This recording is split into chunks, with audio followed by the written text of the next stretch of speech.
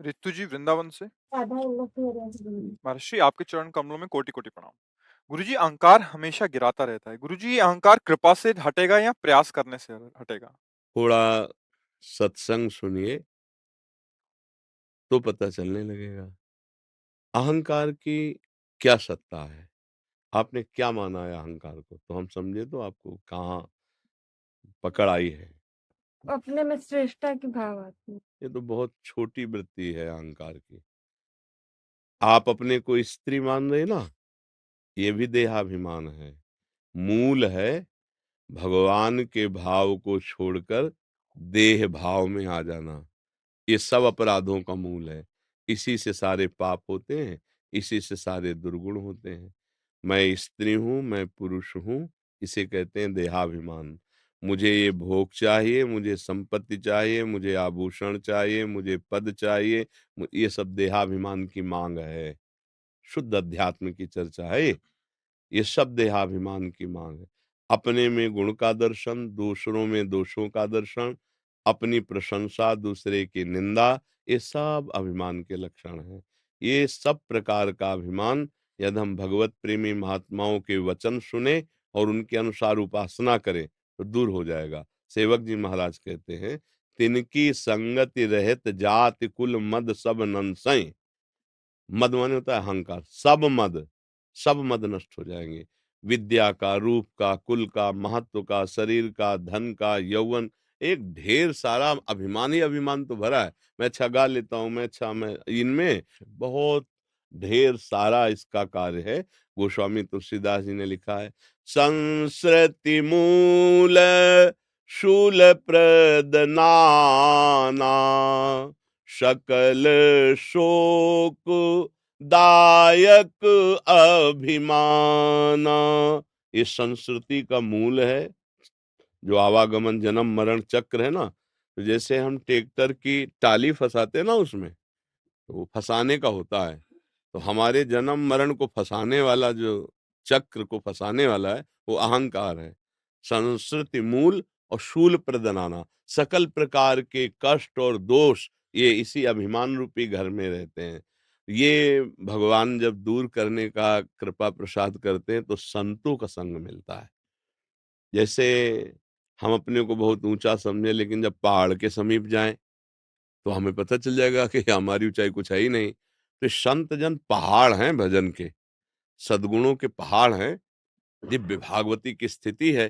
जब हम उनके नजदीक पहुंचते हैं तो लगता है यार हमारा क्या जीवन है, क्या है हमारे पास।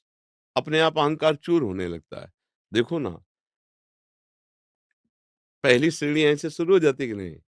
आप किसी संत महात्मा को देखते ऐसे हुआ ना, अहंकार गलित हुआ ना, ऐसे थोड़ी हो। संतों को देखते ही सबसे पहला अहंकार पर चोट होती है, ऐसे कर लेते हैं। और अगर चोट अच्छी पड़ी श्रद्धा की तो पंचांग प्रणाम कर लेते हैं, हम साष्टांग लौट जाते हैं। ये कोई साधारण बात नहीं। यहाँ अहंकार का देखो स्वाभाविक बिना उपदेश के मार्जन होना शुरू हुआ, धुलाई शुरू हुई। हाथ जोड़ लिया, पंचांग प्रणाम कर लिया, साष्टांग। अब वो जो बात कह रहे हैं उसे हम सुन रहे हैं, उसका मनन कर रहे हैं, और उसको जब जीवन में उतारते हैं तो युद्ध शुरू हो जाता है। इस अहंकार को परास्त करने के लिए उपासक तैयार हो जाता है। उसके पास अस्त्र होता है विवेक। विवेक रूपी अस्त्र से काटता रहता है।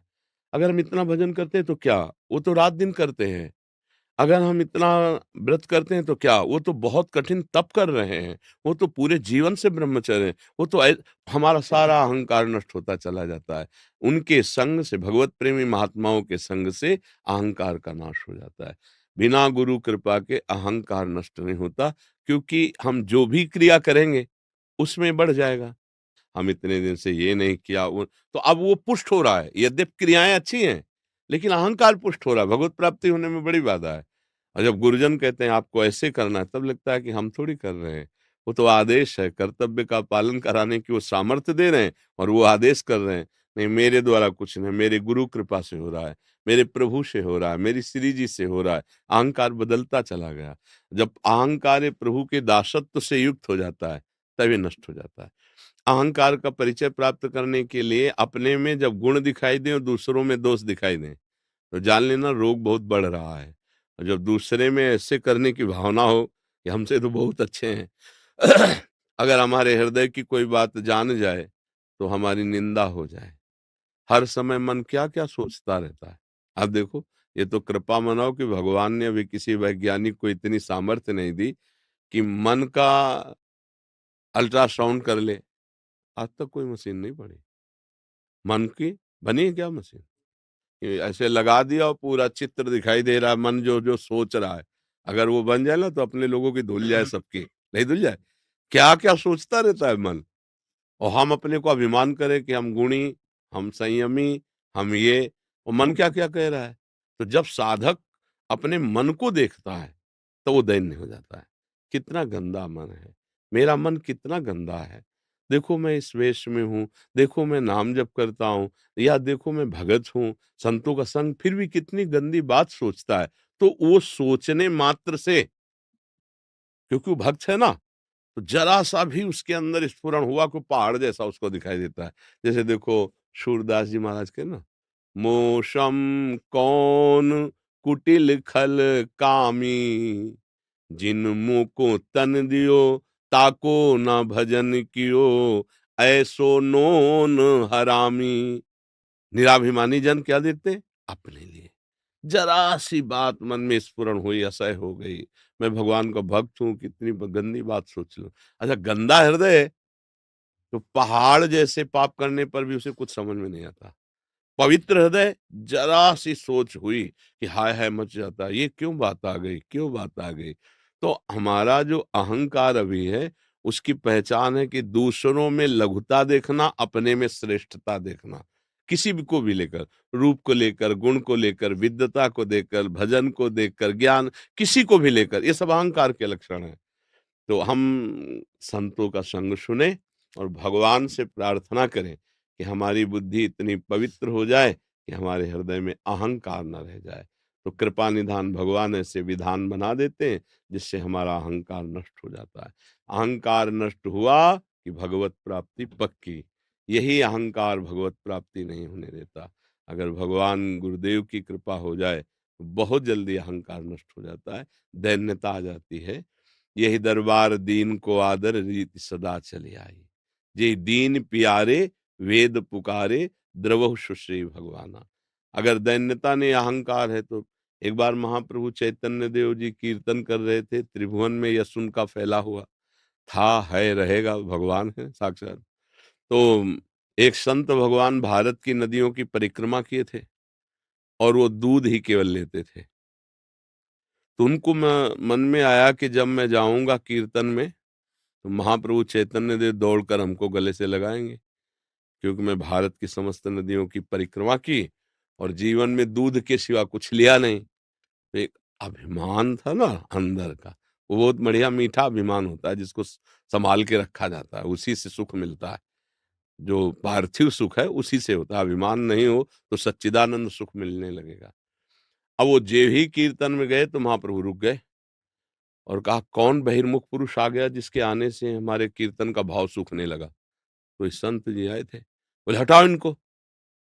अब हटा दिया, वहां तो आदेश की जरूरत थी। मंडली से एकदम बाहर उनको, अब वो बाहर रोने लगे कि प्रभु आपका तो करुणावतार सुना है, मुझे जैसे नीच अधम को यदि आप स्वीकार नहीं करेंगे तो प्रभु मैं कहाँ जाऊंगा। दौड़ के आगे महाप्रभु और गले से लगा लिया।